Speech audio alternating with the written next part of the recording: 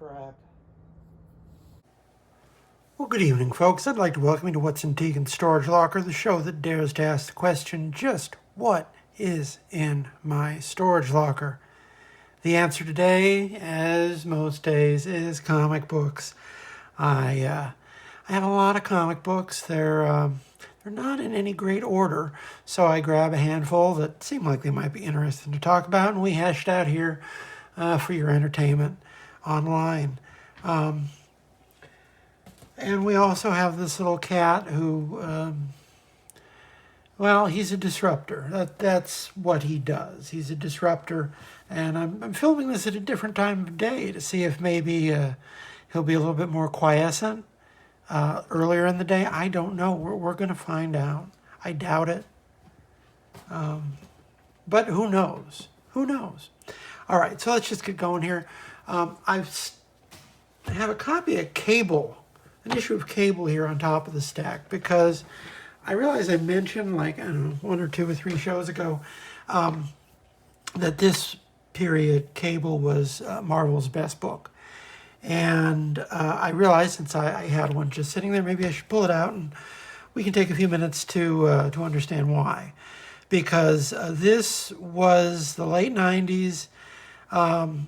No one was really expecting anything from Cable because, Cable, he's up to 70 here. He'd had a ongoing since, I don't know, 94, I want to say. This is coming out in the middle of 99.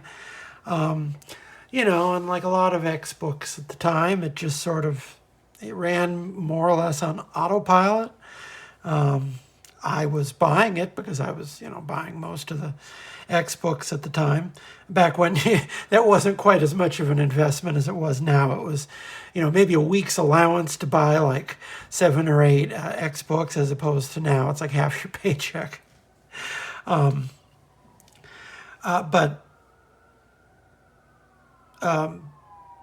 what that meant was that every now and again, something interesting ended up bubbling up on the periphery when they weren't really paying too much attention.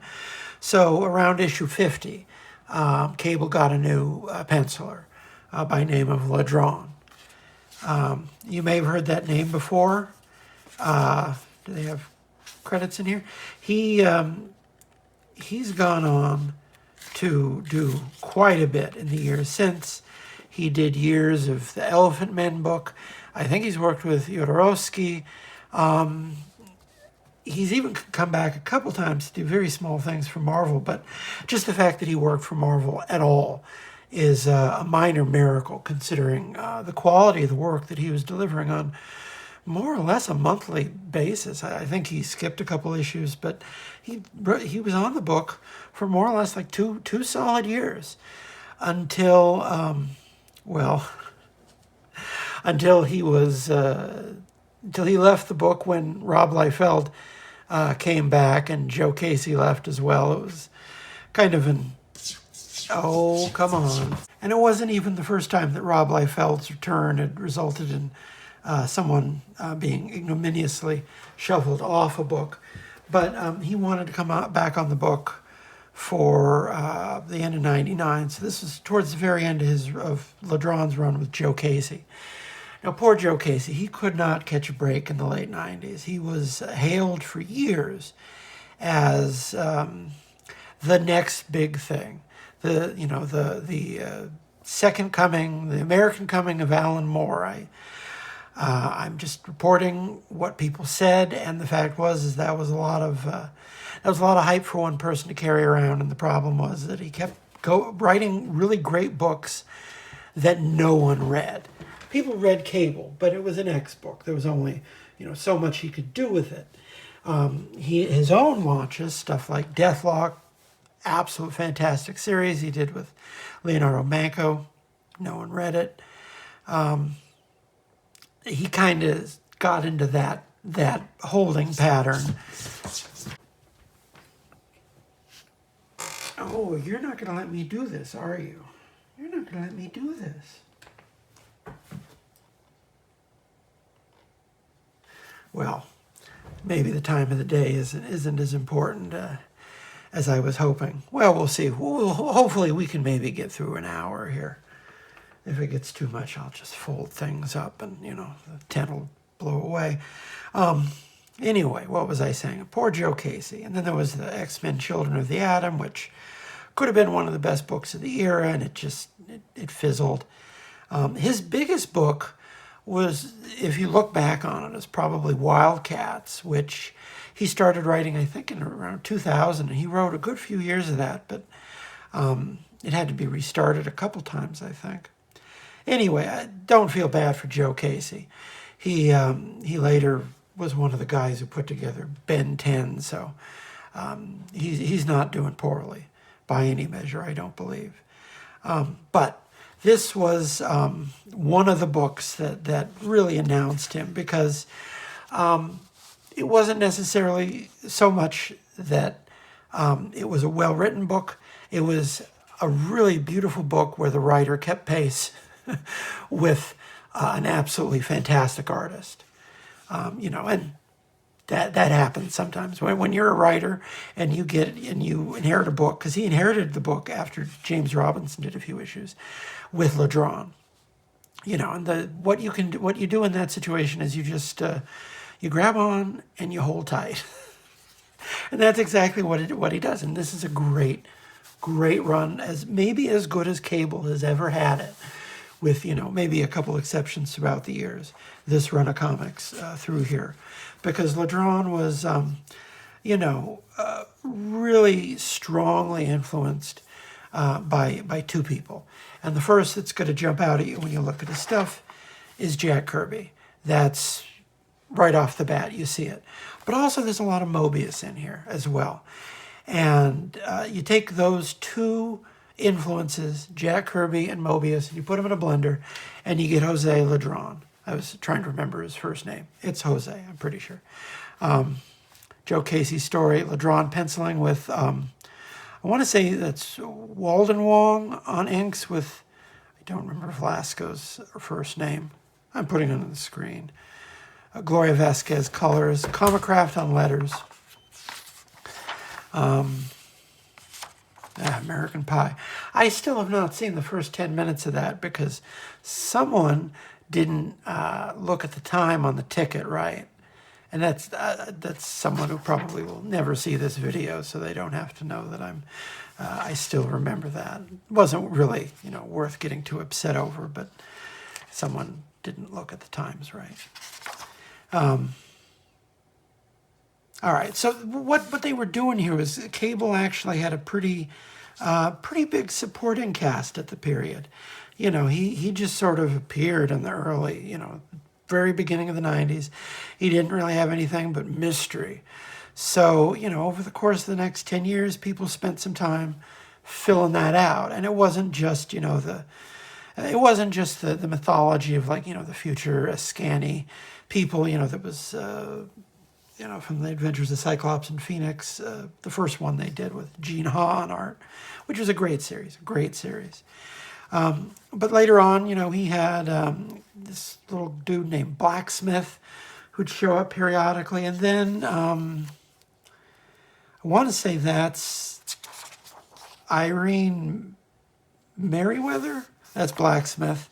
I want to say that's Stacy. See, I'm losing track. He had a reporter friend, and there was another. See, like I say, I don't remember at this remove, but he had a lot of people around, and that's the secret. I've said this before in a number of different contexts, but if you want a book to last, you fill your hero with a number of different characters for them to bounce off of. And that was one of the problems with Cable early on, is he didn't really have that solid of a supporting cast. His supporting cast was just, the New Mutants. But subsequent writers filled that in a little bit better. I don't even think Domino appeared. If she appeared during this run, it was maybe a couple times, but she wasn't a member of his permanent supporting cast at the time, because she was still in X-Force years after Cable had more or less passed on from that book. I don't remember what's going on here. Something about dude building a rocket in a basement.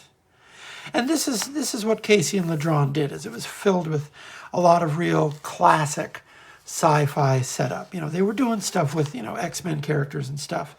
But mostly the series read like classic Marvel. There was a big multi-issue team up with the Avengers, which, you know, was the kind of thing that characters like Cable hadn't really been doing. And it really, this run more than anything else, thank you, what it did was it really, you know, put Cable smack in the middle of the Marvel Universe in a way that, you know, he just hadn't been. He'd been, you know, central to the X-Men books, but the X-Men books and the Marvel books had been kind of separate for years, and that was kind of a problem with the line heading into the later 90s. Oh, there's the Hulk telling you to drink milk. It does a body good. And he's just facing off with this maniac who's got his lady, I don't know if it's his lady friend, but his friend who is a lady, he's got a knife to her neck, so... And, you know, there's always got to be some reason why he can't just use his telekinesis. Always better if, you know, Cable isn't, you know, invincible with telekinetic powers, because there's only so many things you can do with that character. Oh, but you see, it just reads really well. It's dynamic. It's not, you know, completely Kirby. There's some, you know, a lot of dynamism here. Like, you know, clearly someone who was, you know, paying attention in the 90s. You know, there's a little bit of Liefeld still in the character's DNA. This is the version of the character that Liefeld drew when he came back to the book. So clearly he didn't mind what was going on here. We'll come back to the bullpen when we're done with the story.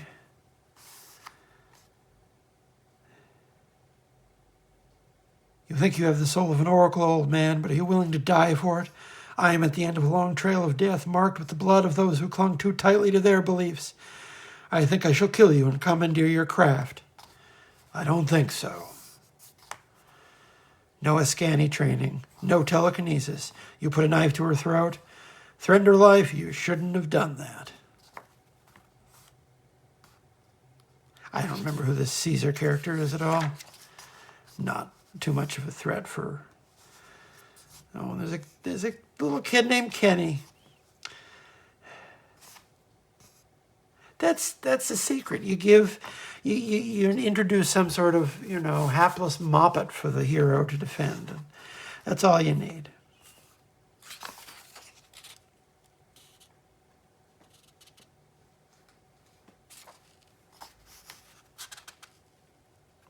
And you can tell, you know, he's penciling, but not inking. So, you know, some of the details on this run, you know, you see some of his work later. And, you know, some of his Marvel work when he was inking himself.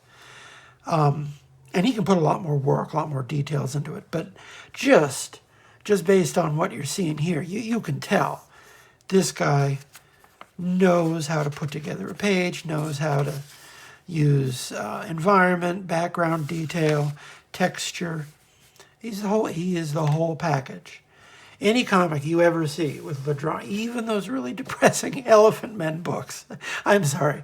I know I go on about the Elephant Men. I've read a fair chunk of that series. It's really dark, but it's gorgeous, every bit of it. Okay, I guess I don't even remember who this character was, you know.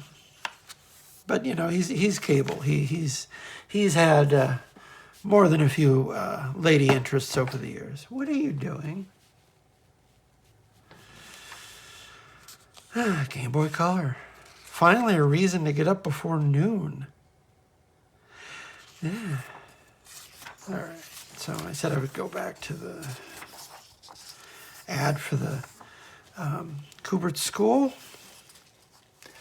And what's going on in the bullpens here. This is, as I said before, this was the later period of the bullpen when the Stan soapbox was more or less just Stan answering, you know, questions. I'm not going to say that Stan's soapbox ever had a lot of valuable information in it, but a lot of this is just, you know, trivia stuff. What else is shipping? Oh, this is issue 9 of 12 of Avengers Forever. Well into that series. Near the near the end of the first year of the Black Knight's Black Panther. It switched over from the Black Knight, from the Marvel Knights run to the regular Marvel line at the end of the first year. This was a brief run that Mike Manley had. Gorgeous. The first run of the book is painted work by Joe Jusko. That's gorgeous as well. Mike Manley took over. That's gorgeous. Basically, the Marvel Knights Black Panther was just a very good-looking series from beginning to end. Still during the John Byrne year on Amazing Spider-Man there. The Terry Dodson years on Generation X. So that was still good stuff. Marvel looked good even if the books were still struggling. At the end of the first year, The Spider-Girl with Tom DeFalco and Pat O'Leaf on that. And a little Chris Giruso comic strip about Cyclops going into the optometrist about his astigmatism. Fun stuff. All right. What do we got next here? You're going to tear apart the world, little man. What's next? Oh, here's one. How about an issue of The Flash? 110. This is from, I don't even want to say it's from the later part, because the Mark Waid run kept going for a while. I do know that I wasn't necessarily as into the later part of his Flash run as the first part. The fact is that I think that run peaked at the very beginning, and it is kind of a sad thing to say, but The Return to Barry Allen was an absolutely fantastic 5-star story. I loved it. It got me on board, and it kept me on board, even as the rest of the book sort of, it sold really well, and it was still an interesting book to read. But what are you doing? He's going to tear the house down. He's going to tear the house down to the firmament. All right. So this is, I want to say, Oscar Jimenez. Yeah, Oscar Jimenez, who had taken over after, there are a few people, I think. The artist who you might most identify with this run would be Mike Wieringo, at least the early part of it. I want to say Salvador LaRocca. Don't quote me on that. I'm going to take that out if I'm wrong. He introduced a number of supporting characters who all had the same powers, which at the time and still to this day, I sort of have to wonder about. Because when you have all these different characters who do the same thing as your main guy, what is the point of your main guy? But, here's the Jesse Quick character who I quite liked. Even after I just said that, I did like some of the characters. Max Mercury was great. They never did much with Max Mercury besides this book and Impulse. They could have put him on a team, and they never really did. They could have put her on a team, and I don't think they ever really did. So what's going on here? I think this is after the advent of this guy named Savitar, who was a big bad for a good run of the book. His whole deal was basically he worshipped the Speed Force, and he was evil, so he wanted to thrash all the good speedsters. He started off with, putting the aforementioned Max Mercury in traction there.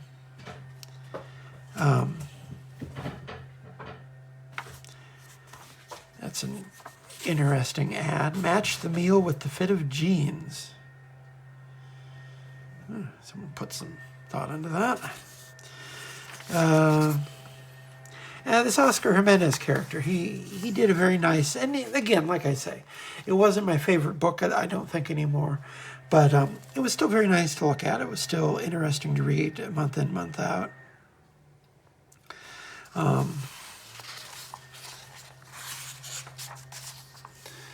I never played any of the Earthworm Jim games.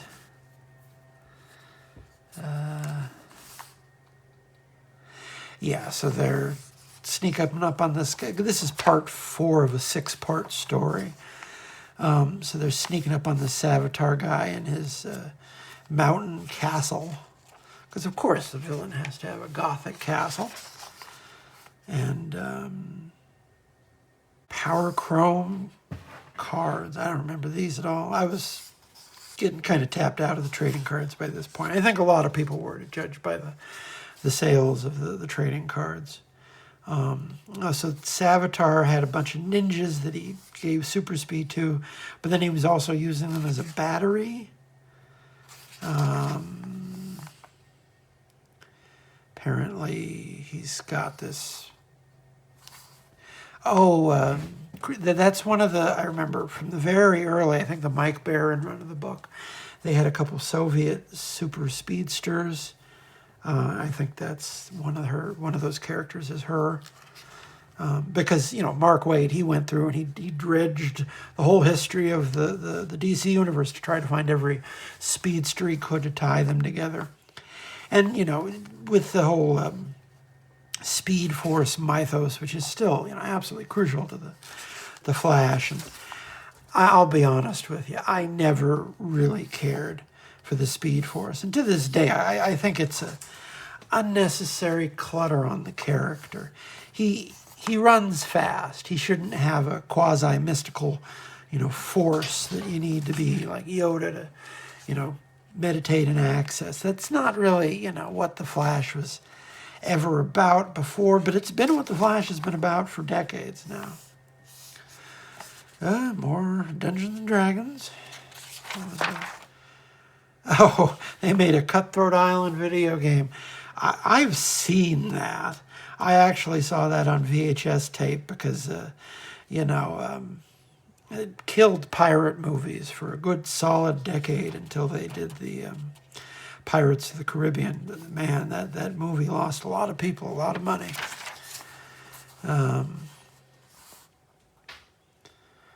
And so there's nothing wrong about this. I want to stress this is still, and that would have been my sensation, reading it month in, month out. Like, there's nothing wrong here. But at the same time, if you're picking up Flash, wanting to see him run real fast and fight like sci-fi criminals around Keystone, pulling, various heists and such, this got kind of far from that. Although, yeah, this is a very nice looking book, I will say. What are you doing? Someone else has tapped into the Speed Force, apparently.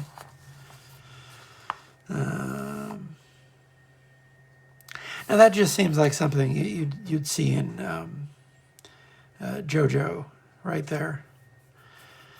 Yeah, I just made a JoJo's Bizarre Adventure reference for you, because there's a absolutely monstrous villain who just feeds on his followers, and he can't be destroyed, so you have to keep powering up to be able to fight him. That's pretty much JoJo in a nutshell right there.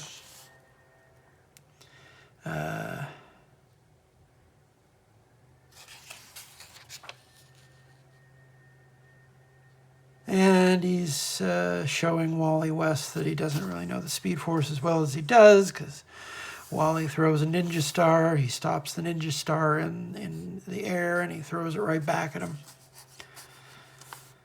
Yeah, I don't have a lot of things to say one way or the other about Jeff Johns' Flash Reborn, but he killed that guy in the first issue, and I wasn't necessarily too sad to see that.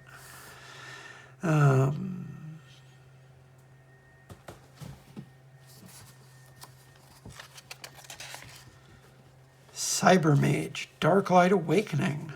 Get your copy of Cybermage at CompUSA, the computer superstore. Don't remember that at all. Oh, the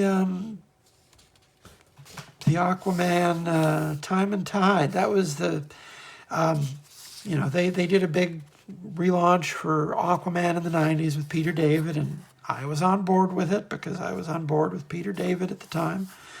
And he's the one guy who got me to start following Aquaman, so yeah, I got to give him that. This was actually a pretty decent series. It wasn't like, it was trying to be like a new year one for Aquaman, but it wasn't as good as year one by half, but it was still pretty decent. It had the Flash in it prominently because the Flash was selling at the time.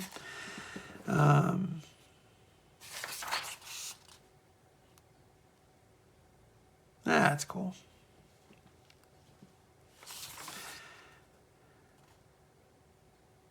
Because, oh yeah, because they're menacing,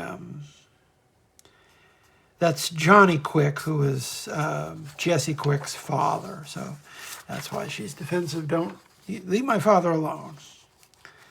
Family was a big note to be strummed in this run of the book, which is funny because the first couple runs of the post-crisis Flash, the Mike Baron and the William Messner Loebs especially, were very very ambivalent on the question of family, especially Wally. His family's kind of a bunch of schnooks. His dad's a crook, and he just never had a good relationship with his mother. And that was actually kind of something I respected about the character, was that they never really tried to make it out like anything other than, some people just have schnooks for family. It happens. He had an interesting relationship with his mother because they didn't hate each other, but they just didn't get along very well. And that seemed like, a very realistic type of relationship. You don't necessarily see in comics too often. And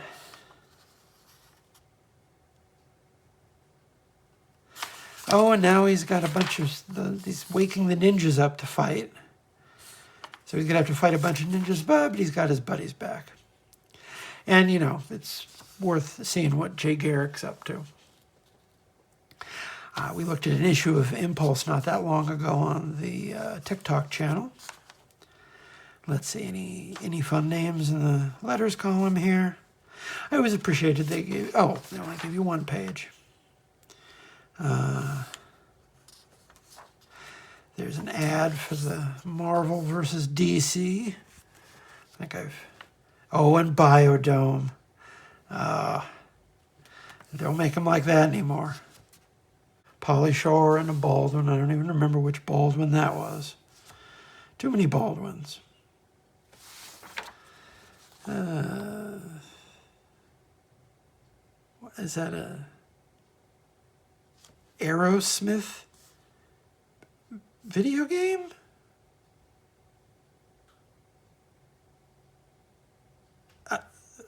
I was alive during this period. I was paying attention, at least somewhat. I don't have any idea if that was an Aerosmith video game. Revolution X, music is the weapon, featuring Aerosmith. Midway Manufacturing. My goodness. What's next? Oh, okay, here's one. Let's read another chapter in the Terminus Factor. This was the one that started it off. We looked at the Iron Man chapter of the Terminus Saga the other day. So let's look at the one that starts it off. The Terror begins with Captain America, although he's got to fight Iron Man in this one. All right, this is interesting for being Roy Thomas. I think he wrote all of the Terminus Factor story. But writing for Jim Valentino, who was, this was summer of 1990. So Jim Valentino had already launched Guardians of the Galaxy, but, he was a very quick draw. He was able to do stuff on the side and write and draw Guardians of the Galaxy. There's a reason I liked him. He was, I think I've said, my favorite at the time of all the early Image guys. And I really, disliked that he left Marvel and he never came back. Because he was really good at drawing the Marvel characters. He had a really strong sense of storytelling. if he'd have been of another generation, he's the type of guy who they would have hired for editorial. Because he knew how to make a good comic. He knew how to do layouts.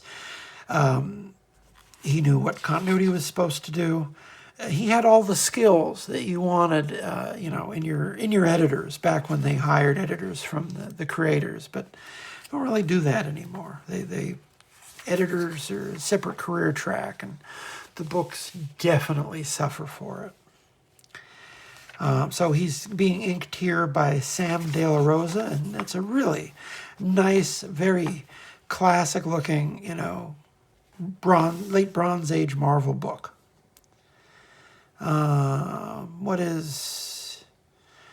They're doing something or other with a volcano. They're doing some sort of scientific,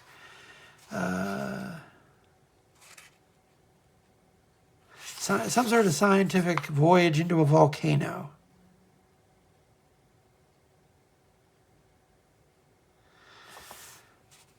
Oh, that's cute.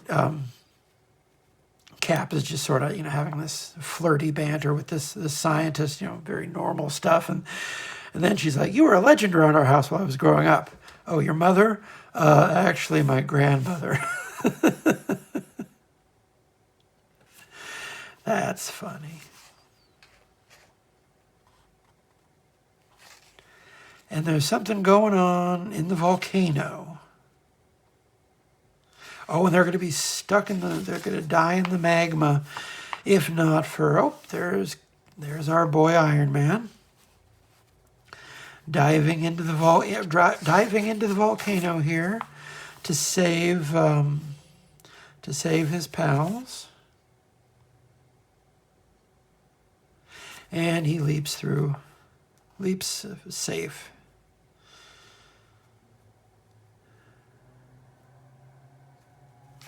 So they saw something. Something happened deep inside the volcano, and they don't know what.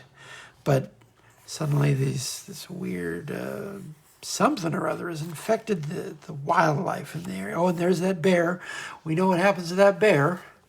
We've seen that Iron Man annual. That bear fights Iron Man and Machine Man. So Iron Man and Captain America just happened to be hanging out for a day somewhere in the Cascades. So they're hanging out at Georgeville's annual trout feast, hosted again by the Wallachia Native American tribe. So they're just having plates of salmon.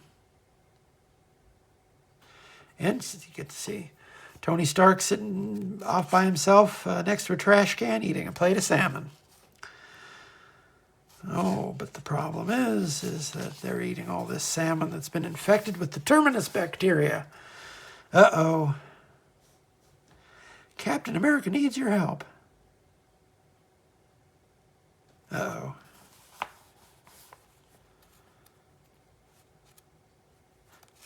Iron Man has been infested by the terminus bacteria.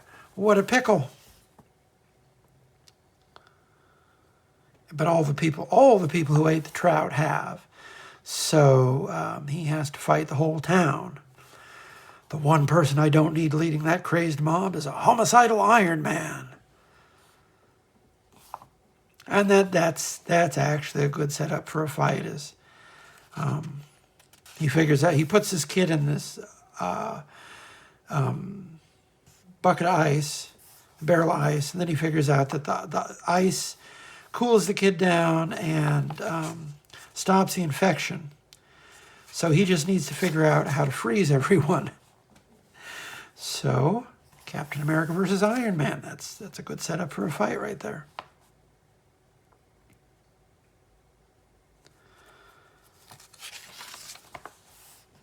And, this is not a unfamiliar fight. We've seen Captain America and Iron Man go at each other a number of times. In a vacuum, you wouldn't think that Captain America is going to put up too much of a fight. But he's usually smarter and, at least when it comes to fighting, Captain America is a smarter fighter than Iron Man. And, Iron Man is, usually cocky, but bit big for his britches. And that gives Captain America the opening he needs in most circumstances. But here, he's trying to get Iron Man angry so that he can bury him in snow. But he's getting the tar kicked out of him anyway because Iron Man is still a lot stronger than him. But man, this reads so well. Keep in mind, Jim Valentino, he was doing a monthly book at the same time when he was just doing this annual in his spare time.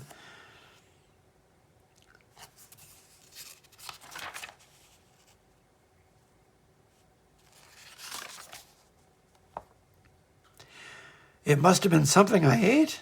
The only people unaffected seemed to be those who skipped the fish fry, like the two of us, because we were still a bit queasy. Well, there you go.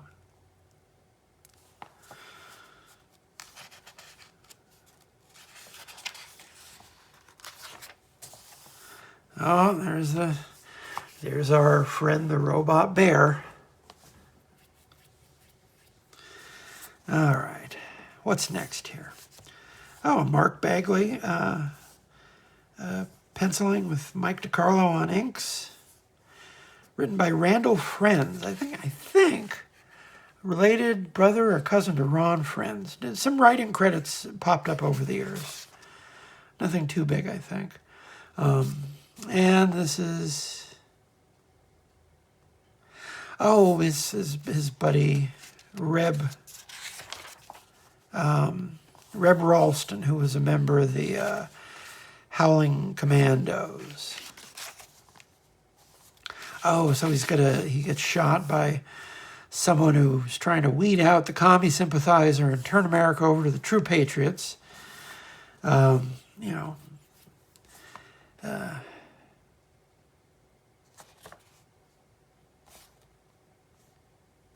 So he's having a flashback here to World War II and the Howlers. There's all the various Howlers.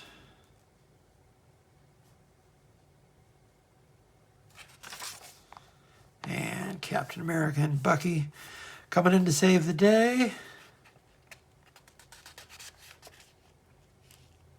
That's a nice looking cap right there. Bagley, he was doing a monthly book by now. He was doing the first run of New Warriors. He did the first couple years of that book solid. Before he moved over to Spider-Man.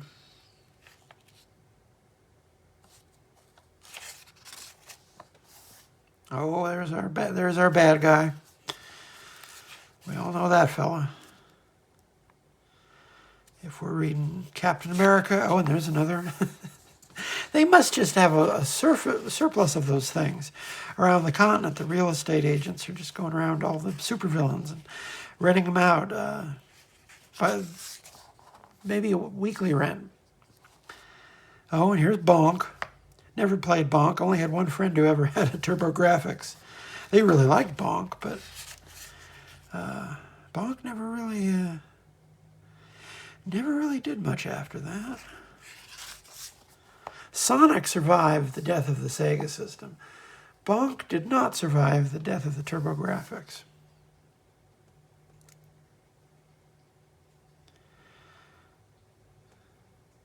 Oh, so he's on the operating table. The doctors are putting the paddles on him. And in the middle of this flashback.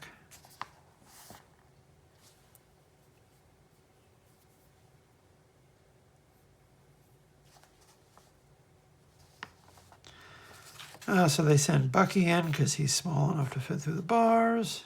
And Reb.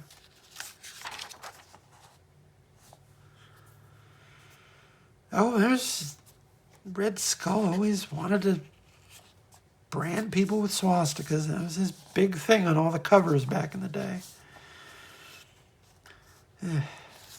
Such a wonderful fella. I'm sure that was great day for that realtor when they had to rent that castle out. I'll bet you he didn't even pay his deposit.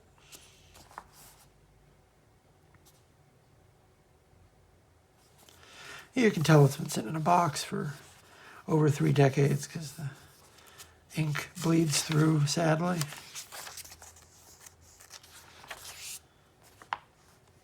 Oh, and here's a Nomad story. Fabian Nicieza, I want to say this was, this to be continued in the Noma Limited series by Fabian Nicieza and James Fry III, on sale in September.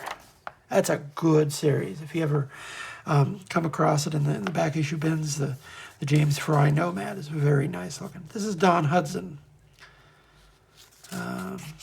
Nomad, he's been dead for a while now. Not really a character who's had a lot to do in the last couple decades. I think he died in the early days of the Brubaker Captain America.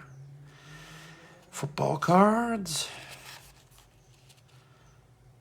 There you go. Here's some good old-fashioned drug war propaganda from the era. No one had the guts until now. You are Max Force. Your mission, bust Mr. Big and destroy the dreaded criminal empire. Seize all contraband, stolen money, illegal weapons. Use rocket bombs, high-powered machine guns. Apprehend all suspects. Protect the innocents. And punish the guilty. Stop at nothing. Just say no. Yep, that's what they gave us. It was a different time.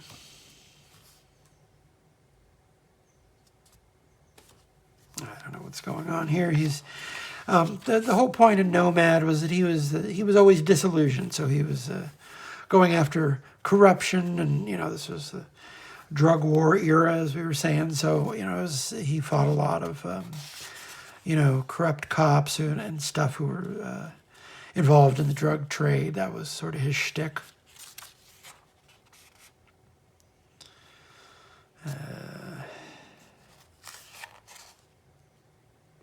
And he gets rid of this costume. He takes up with a full-length duster and starts carrying a shotgun around too, because it was the 90s. Wrath of the Black Manta. More football cards. Football sports cards were still huge. I don't think they had quite collapsed yet. They were about to collapse, and all those people were about to come over and colonize the comic book industry.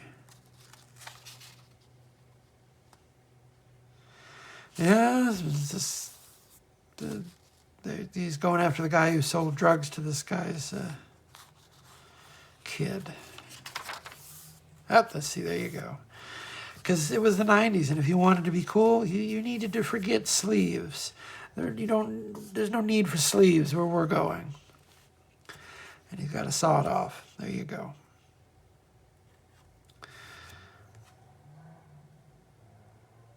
I don't think Snake's Revenge. I think this is part of the Metal Gear universe.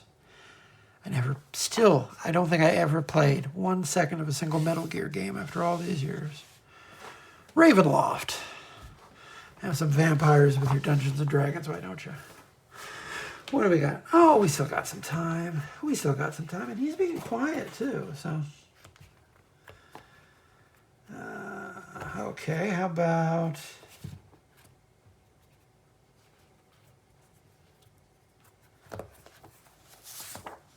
an issue of Aliens?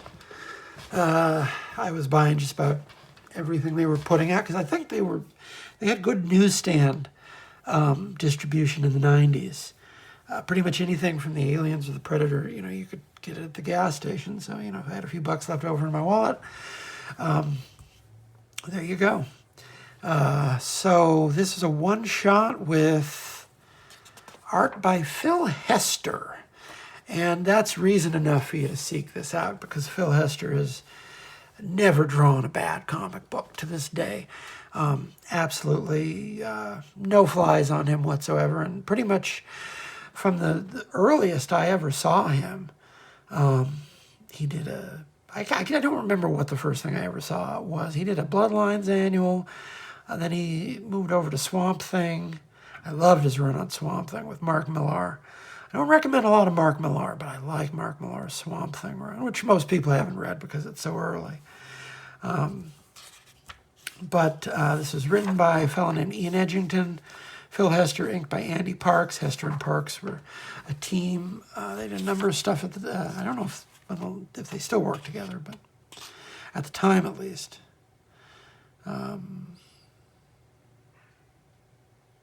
Cover artist Den Beauvais, DB. That's a particularly grisly image for you. Oh man, that looks so good. Whew. That is a nice looking book.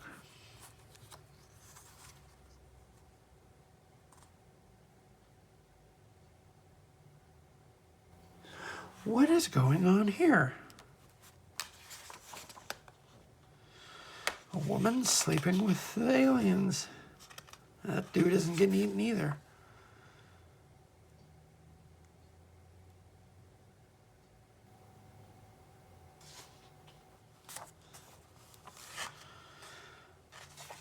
Now, some of the comics at the time, they introduced some domesticated aliens that were created by the corporation. Is always a corporation, an alien.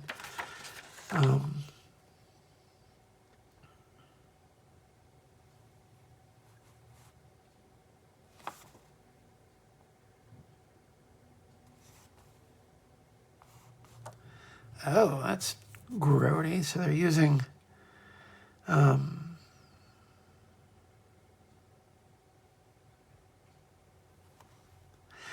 oh, so they give, that's grisly. They're giving the xenomorph eggs, they're implanting them in people with leprosy, and apparently that's doing something to the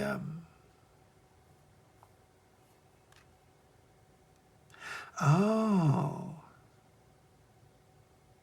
Okay, so they're using that to try and work with the hive. They're always doing something to try to make these aliens more tractable, and it's just never going to work. I could tell you that it is never, ever, ever going to work the way you want it to. That was Jason Pearson's big push. I don't know how many he ended up doing that. Not that many, maybe. They could put together like medium-sized trade of body bags material.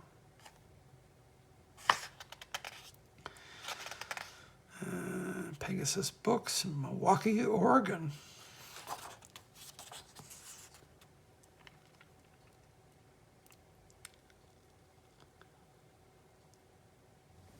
Oh, it's an android. Okay, that's what it is. That's what it is.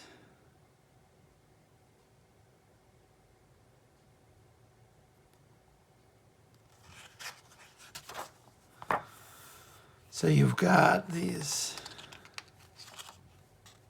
Oh, the android was built with the alien queen zone. See, it gets kind of, this gets kind of complicated because a lot of these series do different variations of, designer aliens that they're always trying to, like I say, they're always trying to figure out some, safe way to use these monsters, and that's not going to happen.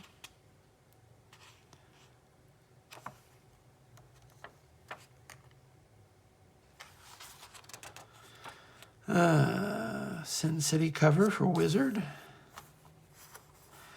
Red Rocket 7. One of Mike Allred's big, after the first, rush of Mad Men books, this was one of his big creator-owned projects. He wouldn't really do a lot of Marvel work until the turn of the century when he did his X-Force run, and that ended up being knocking the gate down in terms of him doing a lot more, Marvel and DC work as well.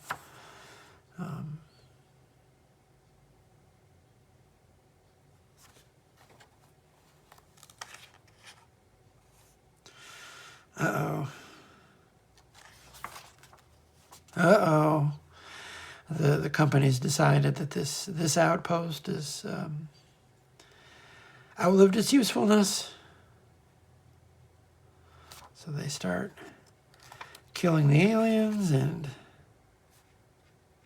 Uh-oh.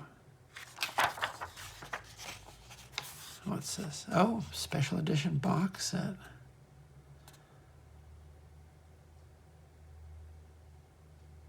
So I guess that would have been the Marvel adaptations? Or did they do separate adaptations? Good question. I don't know. Because as far as I know, they were still reprinting the Marvel adaptations of the story, of the movies, which you can still find in any well-stocked comic book store will still have them. Oh, they did Mist comic books.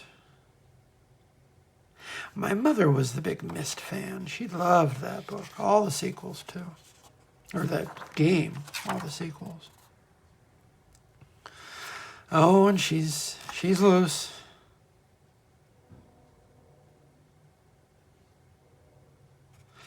Uh-oh, didn't include behavioral inhibitors, only a basic moral code. Oh, well, so of course she's killing all the corporate goons then, of course. She's only a machine, let's go take her apart. Huh.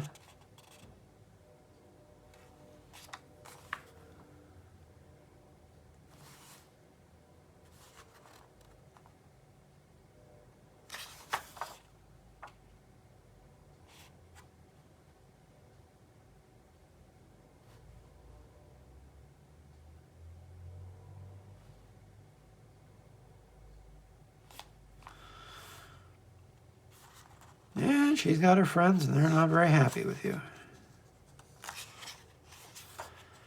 Man, that's nice.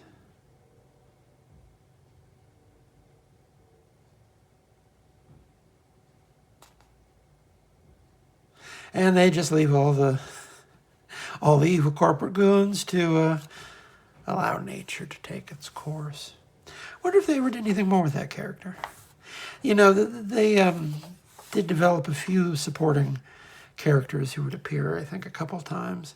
But, the stars, the problem with these books, as someone who read a lot of the Alien and Predator books, was just, it was difficult for them to really develop anything resembling a, supporting cast that would carry through from, one series to the next, because it's not what you're there for. And it's a structural deficit, so to speak. What do we... Oh, we still got some time. Well, what's next? How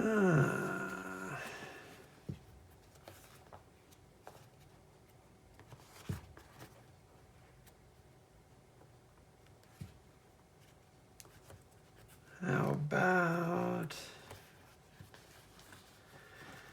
Okay. Let's look at an issue of Azrael, since we looked at one chapter of Contagion. Let's look at another. I think this is the next one, not that it makes any difference from where we were the other day. But as I've mentioned before, Azrael inexplicably lasted 100 issues. I did not buy anywhere near 100 issues of Azrael. I think I was gone as soon as Barry Kitson was gone, because I like Barry Kitson. I bought just about everything I saw with his name on it. He even made Azrael pretty readable, considering Azrael was not necessarily a, what's the word I'm looking for? Good? Not particularly a good book. I don't think it was... I think Denny O'Neil wrote all of it. And I just don't think the character really had... enough to last 100 issues. But, he died at the end of it, and then, he's been pretty much dead ever since. He came back during the... although I shouldn't say that now, because they've had so many new crises, and I have to admit I'm a little bit, lost in terms of who is supposed to be dead, who was retconned, and who didn't survive which crisis. It all gets to be a bit too much, and I'm someone who reads these things for a living.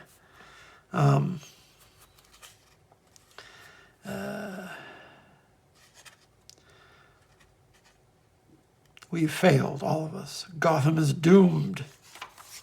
He drew a good Batman, though.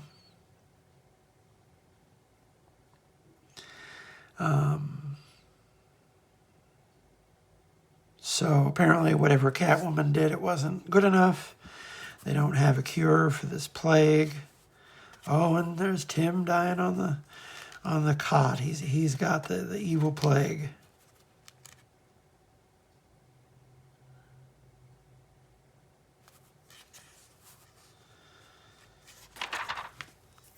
Vampire the Dark Age. Man, they've been doing this Vampire the Masquerade stuff for ages. I even reviewed a Vampire the Masquerade comic book a few years ago. That license just keeps going. Can't say that I really have. I'm just not a big vampire person, especially the whole vampire politics thing. Like that to me is completely so far away from anything what interests me about vampires, which if I'm going to watch vampires, I'm going to watch like Dracula. Dracula's cool. Dracula doesn't really have anything to do with this whole, different classes and politics. Like, no, Dracula's just the dude. You just need the one. Any more than that, you're getting too complicated. Mutation of the Ebola virus. That was the big menace here, was they had to figure out how to do something about this evil virus. And this was this Order of Saint Dumas, which was just a bunch of schmucks who created Azrael, and then I think they kept coming after him because, of course, that's what you're going to do. If you're an evil cult, if you're an evil schismatic cult, you're just going to spend your time going after, your lost sheep, I guess.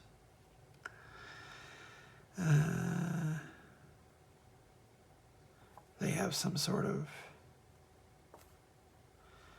I don't remember anything about his supporting cast. It was this woman who was, I think, some sort of member of the Dumas Order. I don't know. I'd have to go back and reread, and I have about as much desire to reread the first year of Azrael as I want to stick my finger in a light socket. No offense to Barry Kitson. As I get older, Denny O'Neil and I've read so many Denny O'Neil books, and I don't necessarily think that I care for his take of Batman. And he wrote a lot of Batman. He wrote a really good Iron Man. I like his Iron Man. I would recommend his Iron Man to anyone. Poe, there you go. She had a big cult. If anyone still remembers her, I don't remember what became of her. Loud Lucy, don't remember them. This must have been, it's the same month, so it's got some of the same ads. Oh, and Tim Drake is dying. Why don't you relax a bit, Catwoman? I hope you won't suffer much. Hope none of us has to suffer much.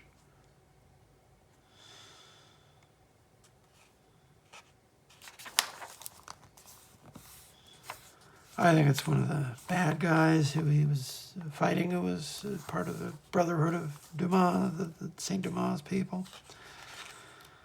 Oh, all this Azrael continuity.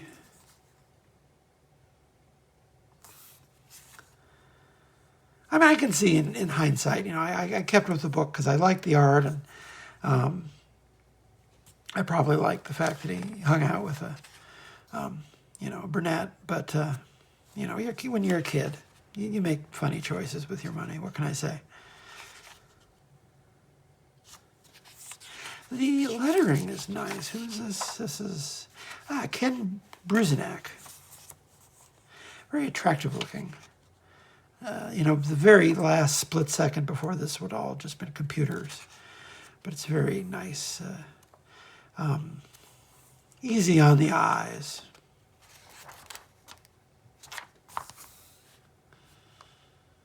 And there's our guy with that very, very elaborate Joe Quesada costume, which,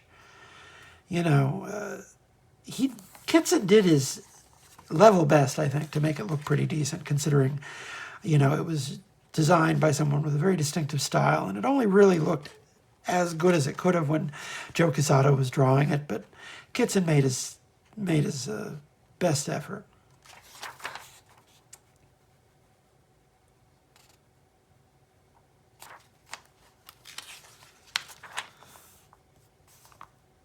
I think I need to go to the storage locker and pick up some books from another period, because we've seen all these ads before. I think I bought like one issue of this Mr. Miracle series. I think they got like I want to say they got Kevin McGuire to do like one issue of it, because that's the one issue I own of it. Never really been able to make much of a go with Mr. Miracle on a monthly basis. Oh, that's a nice spread. He has to get into the city because it's been closed by the army because it's got the virus. I'm zooming through it.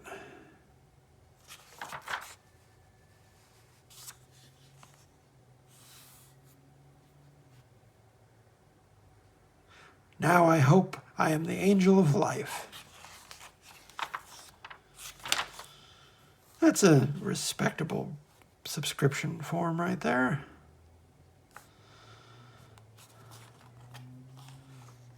Sovereign 7. That lasted a few years. All of these books, I think, lasted at least a couple years. 95. I have something you should be interested in. A Cure for the Plague. Uh-oh, you're too late. And as we all know, Tim Drake died and was never seen again. No, Tim Drake lived and still lives. I'll never get rid of him. Because people just scream. People love that guy. I bought his book in the 90s.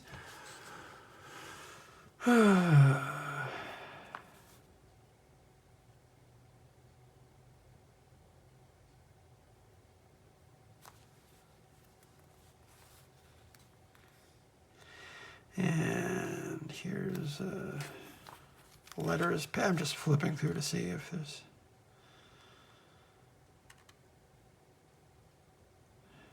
anything interesting to report on. I don't recognize any of these names.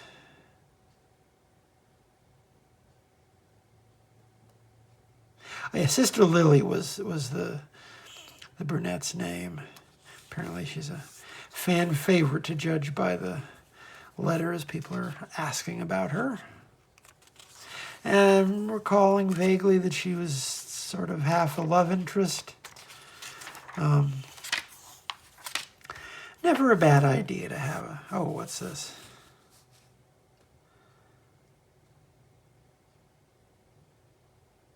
Paradise? I don't remember. I don't really know what... Is this the... Paradise Lost, the name of the band? A New Breed of Gothic. Metallica meets Sisters of Mercy. There's a lot of bands that could be described that way. That looks like that might be a... Dave McKean. He was doing a lot of commercial art around this time. All right, well, we actually made it through 5 books, all for more or less in the same, couple years here. But, we made it with only a slight bit of interference from you-know-who. So, hang out on the channel. I got plenty of videos by now for you to check in with. Check out my TikTok. I post daily videos to TikTok and Instagram, daily comic book reviews. Every day a different comic, although on the weekends we usually look at limited series and other limited runs. What else? I'm trying to think of... I have all these things going on. Oh, there's a weekly newsletter. Goes out most every week. I skip some weeks. But pretty much every week it brings thousands and thousands of words of my writing and then all the links so you don't miss anything. straight to your inbox. There's a card on the screen if you to sign up right now. Check out my Patreon if you want to support these videos and everything I do. That's where you go, and there's plenty of stuff for you to download there. And what else? What else? Oh, yes, I got a podcast with Claire Napier, Udder Madness. We look at top cow comics, meaning Mark Silvestri, Michael Turner, Cyberforce, Darkness, Witchblade, all that fun stuff. Just there's no shortage of Tegan media for you to surround yourself with these days. So, I'll see you around. Have a wonderful day. Be kind to yourself. Be kind to others. It's a cold world out there, and we need all the kindness we can get. All right? Y'all have a wonderful day.